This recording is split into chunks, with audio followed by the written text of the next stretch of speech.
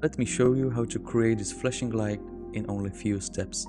So first, just drag and drop your light into sequencer and then right click to intensity and override with float Perlin noise. You see here is the curve of the noise, and when we play our sequence it's a weak, we need to increase the intensity. So right click to Perlin noise, go to channels, Perlin noise channels, and increase the amplitude.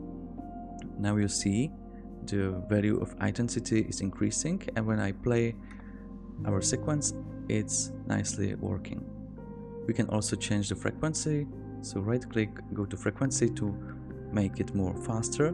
You see that the curve here is scaling, so it's gonna be faster. It's so fast that we cannot even see it, so lower the value. And you can also offset the curve, so it's moving the curve to left or right side to offsetting your noise. So that's how we make our flashing light. But you can use the Perlin noise for any value in sequencer. Let me show you. I will delete my light and add the sphere here.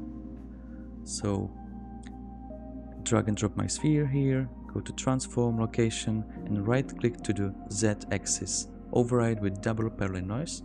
You see we create our Perlin noise and it's slightly moving. So right click, Perlin noise channels, and increase the amplitude. And now when I play my sequencer, it's working.